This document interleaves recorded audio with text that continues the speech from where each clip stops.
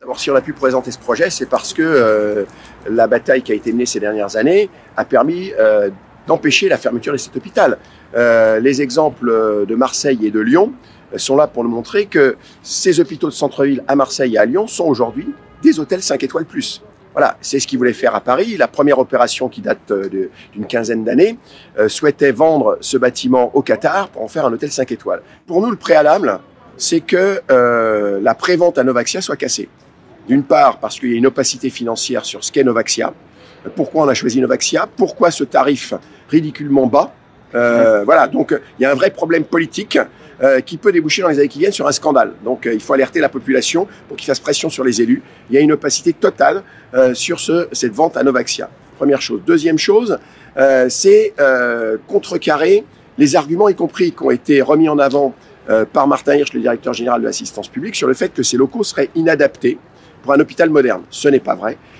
Ça nécessite effectivement des travaux, mais s'il tient cet argument, à ce moment-là, il faut fermer quasiment la moitié des hôpitaux parisiens. Les batailles menées au fil du temps ont permis qu'encore aujourd'hui reste une activité médicale qui a été très réduite, mais il reste une activité médicale. Donc ça nous donne aujourd'hui la capacité de proposer un projet. Alors au regard de la crise et du manque de lits, eh bien, le projet Hôtel-Dieu devient encore plus d'actualité. C'est-à-dire que nous avons besoin, en cœur d'agglomération, d'hôpitaux généralistes. Il faut comprendre que l'assistance publique hôpitaux de Paris a deux missions.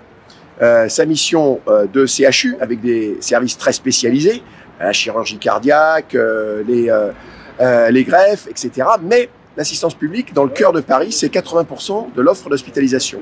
Donc l'assistance publique Hôpitaux de Paris doit jouer son rôle d'assistance publique, c'est-à-dire d'hôpital général pour l'ensemble de la population, pour les pathologies courantes.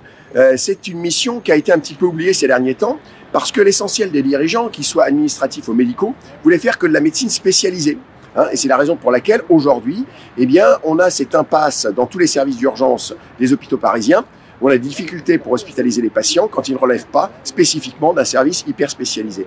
Donc le projet Hôtel-Dieu, du fait de sa localisation, est centré principalement autour de cette réponse aux besoins généraux de la population pour les pathologies courantes, c'est-à-dire des consultations, des urgences et de l'hospitalisation classique en médecine, en psychiatrie et surtout, puisqu'on a une population vieillissante, en lit de rééducation et pour les plus fragiles et les plus dépendants, des lits de soins de longue durée. Ces lits de soins de longue durée sont d'autant plus importants au regard de la crise, parce qu'à la différence de ce qui s'est passé en EHPAD, ce sont à peu près les mêmes patients qui sont en EHPAD ou dans ces services de soins de longue durée. Services de soins de longue durée où il y a du personnel paramédical et médical. Il n'y a quasiment aucune mortalité dans les services de soins de longue durée et une mortalité effroyable dans les EHPAD parce qu'il n'y avait pas le personnel. Donc ça justifie effectivement. Et pourquoi ces lits en plein cœur de Paris? Parce qu'aujourd'hui, une bonne partie de ces lits sont en banlieue et obligent les Parisiens à aller dans des hôpitaux de banlieue, ce qui pose des problèmes pour les visites de leur famille, parce que bon, les transports, on connaît tous la difficulté des transports dans Paris. Les meilleurs experts en santé sont les citoyens et non pas les médecins. On voit que les médecins, il y a autant d'avis que de médecins, donc il n'y a pas une parole médicale unique.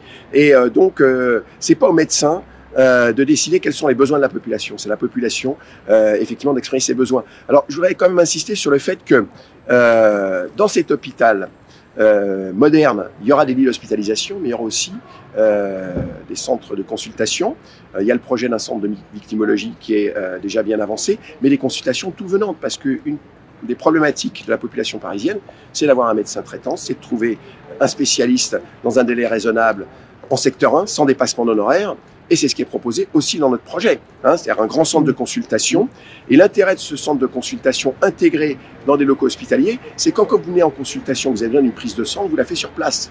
Vous avez besoin d'une radio, il y a un centre de radiologie ici avec un scanner, avec un plateau technique qui permet, eh bien, en même temps, d'avoir les examens radiologiques. Donc c'est de la médecine moderne, c'est-à-dire c'est le centre de santé intégré dans l'hôpital. Et on peut aussi ouvrir d'autres projets que nous n'avons pas évoqués dans le document que nous avons rédigé avec Gérald Kierzek, mais on nous parle de maisons de naissance pour décharger les maternités, en particulier la maternité de Cochin, qui est une maternité qui est surchargée à presque 6000 accouchements. Eh bien, une maison de naissance dans les locaux de l'Hôtel-Dieu, en lien avec la maternité de niveau 3 de Cochin. Maternité de niveau 3, c'est pour les grossesses à risque. Mais 80% des accouchements sont des accouchements qui peuvent se faire avec une sage-femme dans un milieu hospitalier, sécurisé. Et s'il y a une complication, on transfère la femme à Cochin, c'est pas très loin.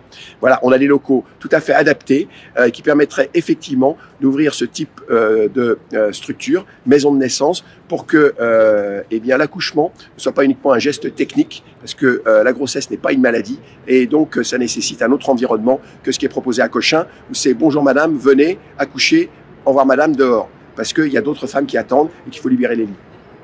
Voilà. Ces locaux ne sont pas si anciens que ça. Cet hôpital a plus de 1000 ans. Ces locaux datent du 19e siècle.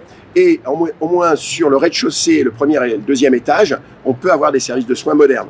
Dans les étages supérieurs, on peut faire des choses différentes. Et d'ailleurs, c'est intégré dans notre projet. Donc la problématique aujourd'hui, c'est de dire, on construit d'abord le projet médical. On voit les surfaces occupées. Et sur les surfaces restantes, eh bien, nous avons des pistes, pour l'instant, qui ne sont pas formalisées, mais d'une part, des labos de recherche universitaires, en lien avec le rôle de CHU de l'assistance publique. Nous avons une problématique aussi du musée de la paix qui a été fermé pour vendre ses locaux. Et donc, pour l'instant, les objets sont dans des caisses et ce serait idéal de les relocaliser au centre de Paris. Hein, voilà, ici, c'est un des lieux parisiens où passe le plus de touristes dans l'année. Voilà, un petit peu moins depuis l'incendie de Notre-Dame, mais ça reviendra donc de localiser le musée de la paix. Voilà, donc, dans notre projet, sur les surfaces, eh bien, nous, on conçoit l'hôpital comme quelque chose de moderne et on a une particularité du fait de la localisation de cet hôpital. On propose qu'il y ait un centre de soins en urgence pour les touristes parisiens.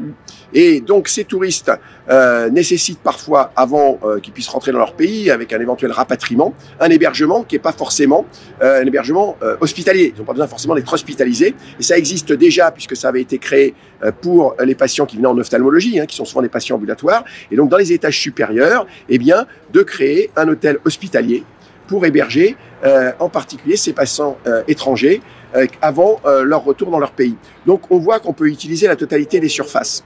Ce qu'a montré ces dernières semaines sur les mensonges des dirigeants de l'assistance publique, eh bien, nous avons contesté la stratégie des TGV sanitaires, hein, l'évacuation de patients en TGV en province. Nous avons dit que nous avions des locaux disponibles, il valait mieux transporter du matériel et des soignants et garder les patients à Paris. Hein, parce que les transports sont aussi source de risques majeurs. Et Martin Hirsch a refusé d'examiner cette proposition en mentant, puisque il a dit, y compris à la maire de Paris et au ministre de la Santé, ce n'est pas possible parce que l'alimentation en fluide, air et oxygène, ne sont plus fonctionnelles. Dans l'heure qui a suivi, on a envoyé nos camarades ouvriers vérifier, qui ont mis en pression dans l'ancienne réanimation, hein, qui a été fermée il y a quelques années, les fluides qui étaient fonctionnels. Voilà, donc on aurait très bien pu ouvrir des lits, et se pose encore le problème aujourd'hui d'ouvrir des lits sur ces surfaces pour les mois qui viennent, pour qu'on ait des capacités d'hospitalisation qui permettent de gérer à la fois les malades classiques et les malades Covid-19. Donc on est face à des dirigeants administratifs et politiques qui mentent honteusement pour ne pas donner d'alternative autre que la vente à Novaxia et la transformation de la partie noble du bâtiment en centre commercial et en restaurant de luxe.